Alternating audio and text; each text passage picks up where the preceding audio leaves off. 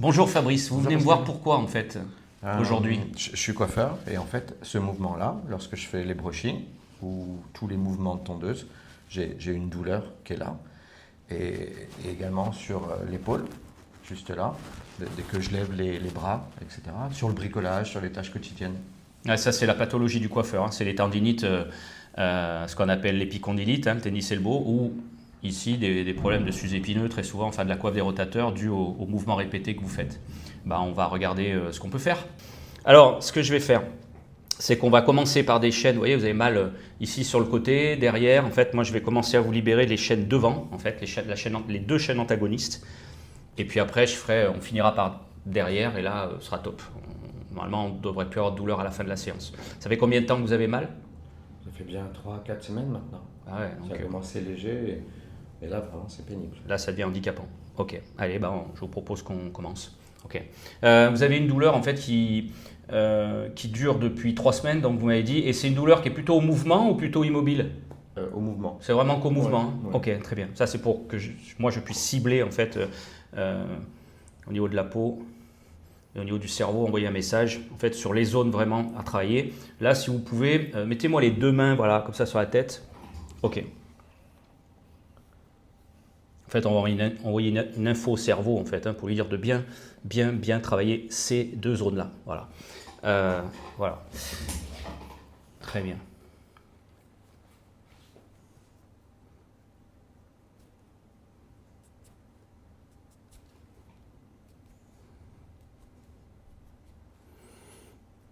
Là, on va bien libérer, en fait,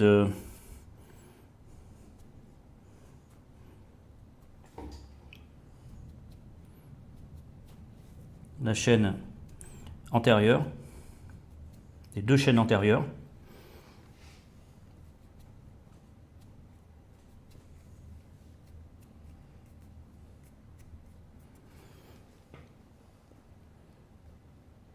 Alors celle-ci, c'est une chaîne qui correspond en médecine chinoise au maître du cœur sentiment.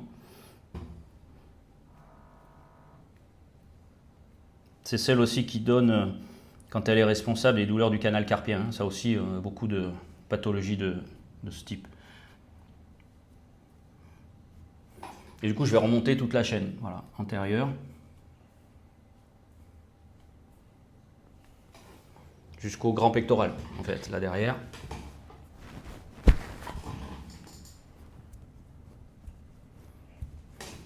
Et le petit pectoral qu'on va aller chercher là derrière.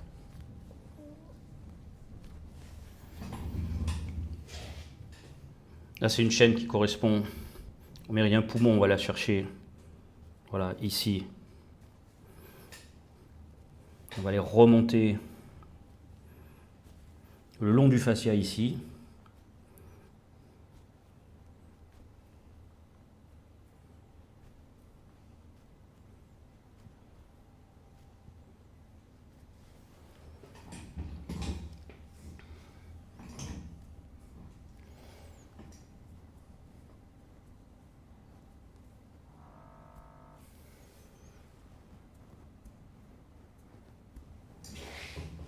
Et là, on a l'insertion aussi du biceps sur la coracoïde. Voilà, on a travaillé en fait rapidement, hein, ça va vite, les deux chaînes antérieures. Et maintenant, on va pouvoir faire les deux chaînes postérieures. Enfin, je vais vous demander de vous tourner. Faire un petit quart de tour. Voilà, on peut se mettre comme ça.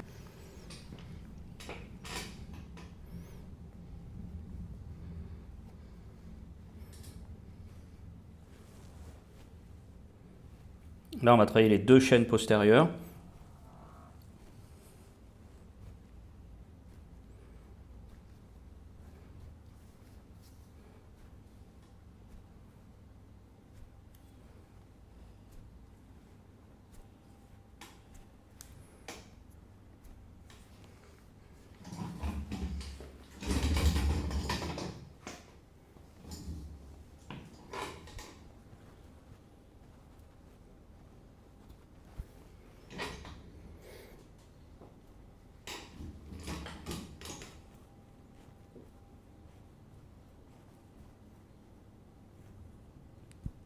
Donc en fait, sur la même chaîne, on va libérer à la fois le problème d'épaule et le problème de coude.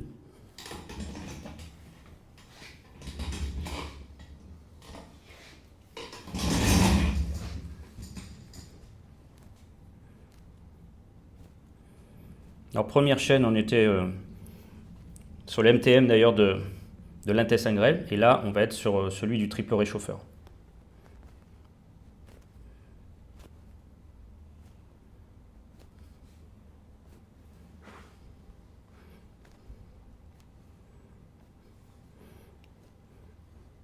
Bien travailler les extenseurs. Épicondylite, c'est un problème d'extenseur, c'est un problème de radio, des muscles radiaux. Et là, on va remonter en fait tout le trajet. Ici, d'ailleurs, on s'arrête sur un point 5TR très important.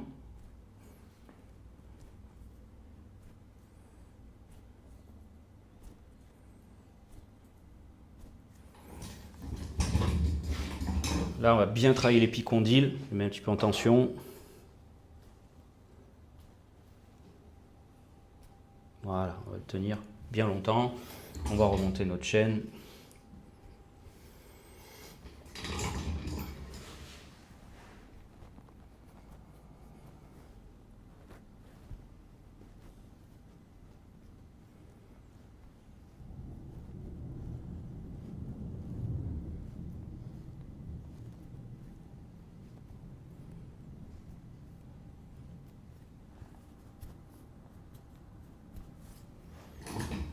Voilà, on a fait tous les points des deux chaînes en même temps. Et pour l'épaule, je vais donner une petite inclinaison ici, aller travailler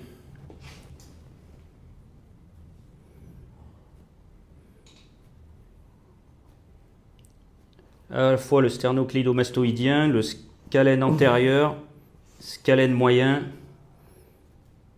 et bien travailler voilà aussi le scalène postérieur. Il y a une région qu'il faut vraiment travailler, c'est celle-ci. L'insertion du scom est un point très important ici, le 20 vésicule biliaire. Et on fait la crête aussi, bien sûr, occipitale. Voilà. J'oublie pas tout à la fin, en fait, un point très important sous le sous-scapulaire. J'ai déjà fait le petit pectoral. On va aller travailler le sous-scapulaire comme ça. Voilà. On va aller plaquer l'omoplate. 2-3 petits coups sous le sous-scapulaire. Voilà, là on a fini notre traitement. Qu'est-ce que ça donne déjà au niveau du coude? Est-ce que c'est mieux? Ah oui. Plus léger? Plus léger. Et ok. Il y a comme quelque chose qui irradie dans mon bras. Enfin, mon bras droit n'est pas dans les mêmes sensations que mon bras gauche. Que le bras gauche? Il y a quelque chose qui... un ressenti sur toute la zone de là à là. Ouais, c'est l'orthosympathique tonique qui lâche, donc les contractures de la chaîne qui lâchent, donc vous allez vous sentir aussi un peu fatigué. Ah, je ferai bien la sieste. Une espèce de détente qui va se faire. Voilà. Et donc là, pour mieux stabiliser, en fait, on va stabiliser toute la chaîne antérieure profonde qu'on va faire dans un deuxième temps pour vraiment stabiliser, travailler sur le sang, etc. et donner un équilibre général parce que forcément, c'est qu'on a un déséquilibre. Ok, vous travaillez souvent avec ce bras, mais déjà un problème de déséquilibre. Et ça, on va le voir maintenant, pour que ça tienne dans le temps. Alors là, justement, regardez quelque chose sur Fabrice. On va prendre les deux jambes, là, et voilà. Et là, qu'est-ce qu'on peut observer? Regardez la hauteur des talons. Vous voyez que cette jambe est plus longue, en fait, que celle-ci. Si je me mets sous les deux malléoles, ici, voilà. Là, je passe dessous. Celle-ci est plus longue, celle-ci est plus courte. Ça, on peut l'objectiver très souvent par un test très facile, qui va pas tenir, ça va tenir que temporairement, mais pour l'objectiver, voilà, ici, on est jambes courtes, et ici, on est jambes longues. Et sous la jambe longue, ici, sous le naviculaire, on va passer dessous, et nous, avec notre méthode, on va aller travailler, voilà, là-dessous. On va donner une info là-dessous, et je vais aller donner une info sur un point bien précis.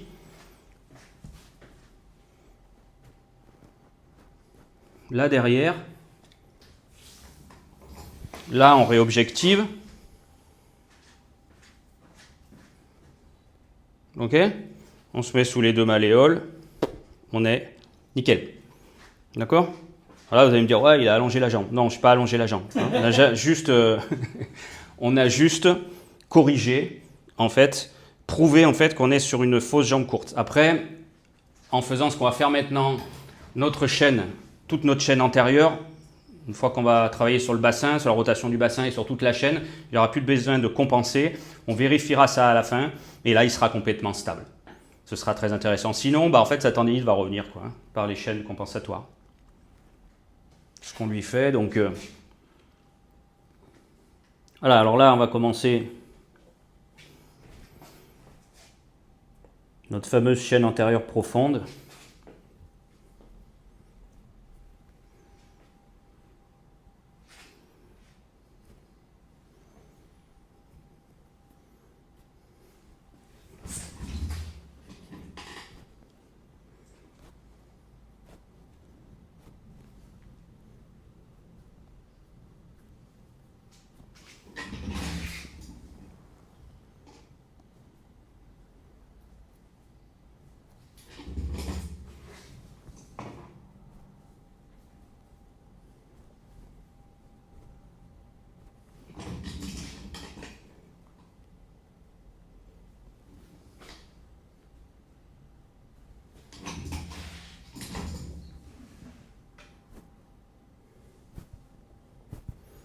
Là, je vais le mettre debout, on va se mettre debout, Fabrice.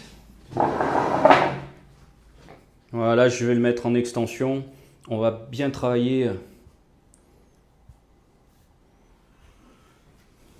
toute la chaîne.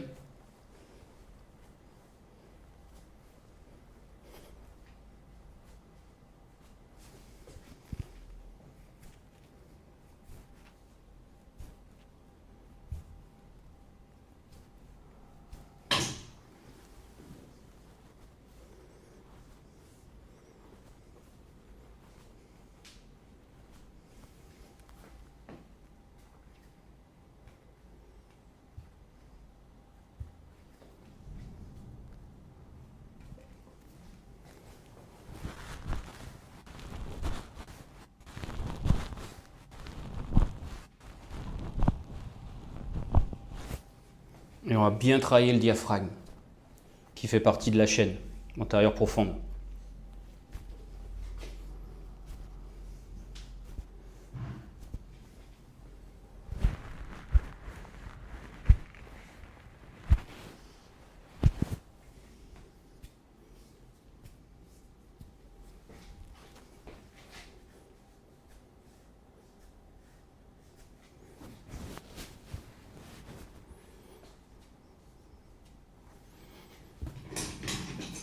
Là, on va continuer notre chaîne. Très important. Cette chaîne antérieure, au niveau du droit antérieur. Et surtout, là, on va bien libérer les psoas. C'est là qu'on les libère. Obturateur interne et même le col fémoral. On travaille la hanche en même temps. On va changer de main, comme ça. Pas embêté par le bras.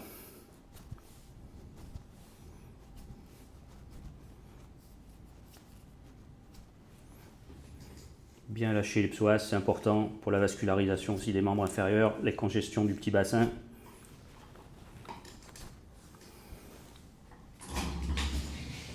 Voilà, là je vais le tourner pour qu'on voit mieux. On peut relâcher le bras. On va libérer les ischios, les insertions des muscles ischio-jambiers.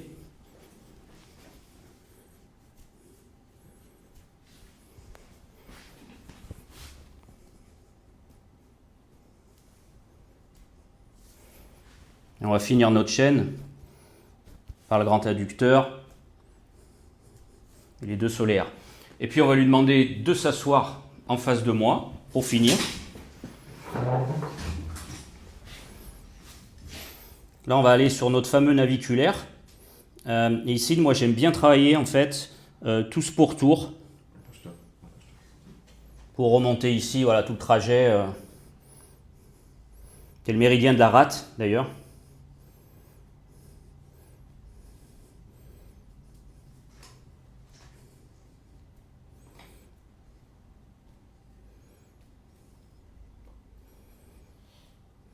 À chaque fois, je suis entre l'os en fait et le muscle. Donc je remonte sur l'os pour venir faire claquer. On va remonter jusqu'au tiers supérieur de la cuisse. Voilà, bien sûr, on va faire l'autre côté, même chose.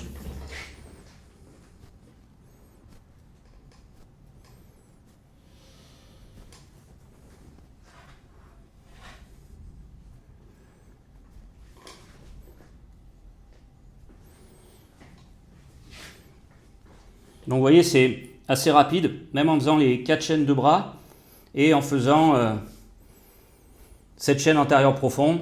Ça prend pas beaucoup de temps et ça nous donne un résultat très puissant, très profond, qui va durer dans le temps. Alors ce qui est important, c'est de bien vérifier. Moi j'aime bien vérifier, voilà, si effectivement, vous voyez, on a bien corrigé, là c'est parfait, la longueur de jambe qu'on avait tout à l'heure. On n'a plus d'inégalité de longueur des membres, parce qu'on a vraiment corrigé toute notre statique, on a corrigé notre bassin, on a libéré les psoas qui jouent aussi sur la rotation. Là, il est complètement corrigé. On va bien sûr bien restimuler pour finir là notre point en dessous du naviculaire. Et puis derrière, on va aller refaire un petit peu un point qu'on a là derrière. Voilà, qui va nous corriger aussi la hauteur d'épaule. On peut se remettre debout, hein, voilà. Ok, là on est bien, enfin il est stable par rapport à tout à l'heure. On a un équilibre parfait, du coup il n'aura pas à surcharger avec ses efforts ce côté droit là qui va forcément déjà essayer de compenser pour être à la même hauteur que l'autre et puis qui va donner, à cause de ses hypertensions, avec un mouvement répété de tous les jours, sa tendinite d'épaule ou du coude. Voilà.